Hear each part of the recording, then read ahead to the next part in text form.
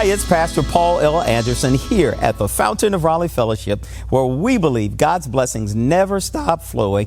It is Fantastic Friday. We're so grateful how God blesses us and allows us to know that He is so good, and for that we're eternally grateful. As we go to the end of this week and as we find ourselves on this Fantastic Friday, I hope you can find all the great and marvelous things that God has been doing in your life, and you'll tell everybody else about it. Today, I invite you to look with me into that Old Testament book of Deuteronomy, the 24th chapter, verse 17 through the 25th chapter, verse 4.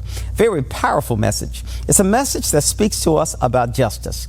The first thing he says is that justice is for foreigners as well as for orphans. He begins to let us know that the justice in their day was justice that he needed to execute for foreigners, for orphans, and for widows. These were the people who found themselves not being afforded the privileges of men, not affording the privileges of those who were already, quote unquote, naturalized or born in that country.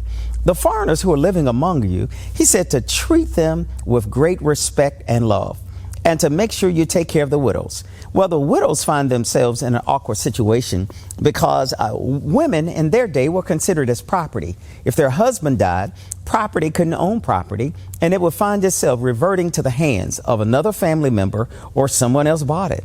And the widows would find themselves without, and they would find themselves in great debt.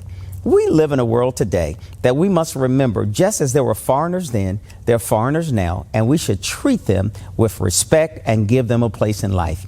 Notice he says, secondly, that we must remind ourselves and remember how we were once slaves in Egypt. The Israelites had to think about how they were slaves in Egypt, and God redeemed them from slavery, and therefore they should not enslave other people. It's amazing, in our country, we find out that everybody who came here simply because somebody made a way for them to get here. And now when you've gotten here, why close the door that others can't come in? He says, remember who you were and treat others with the same kind of respect. You know, we have to make sure that everybody gets an opportunity for a better way in life. He tells us, thirdly, whenever the Israelites find themselves harvesting crops and harvesting grain, he said, get all of what you want, but leave something in the fields. Back in their day, they had what was known as gleaning. That meant the farmers didn't pick every piece of quote unquote corn that they could find.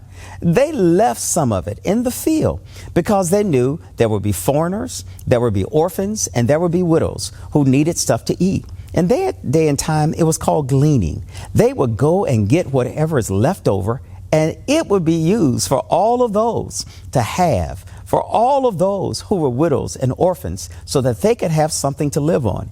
It was their form of being, quote unquote, socially responsible to those in their community.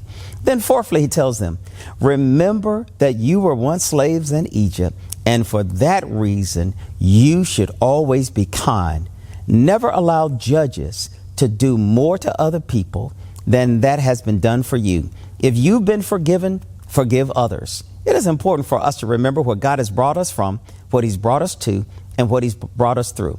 Lastly, he tells us something that is so powerful.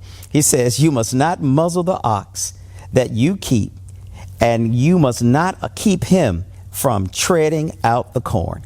In essence, you know, the ox that you use to make the harvest, that same ox needs to be fed some of the grain.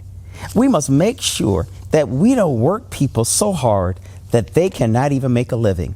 It is important for us to think about, when we treat other people with ill will, we will reap what we sow.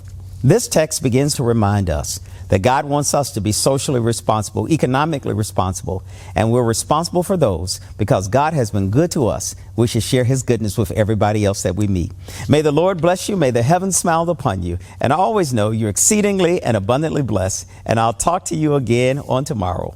And I'll look forward to the ways in which God will bless us. See you on tomorrow. To sow a seed to the Fountain of Raleigh Fellowship, visit our newly redesigned website, thefountainofraleigh.org, and select Sow a Seed from the homepage. Also, giving has been made easier with the new Fountain of Raleigh app, available now in the Apple App Store and Google Play Store. Download today, select Giving from the main menu, and then follow the directions to complete your giving through Subsplash. Thank you so very much for all of your gifts and donations that you've given to the Fountain of Raleigh Fellowship. We thank you for what you've done in the past, what you're currently doing, and what you will do in the future. Your gifts and donations helps us to spread the gospel of Jesus Christ, not only locally, but throughout the world.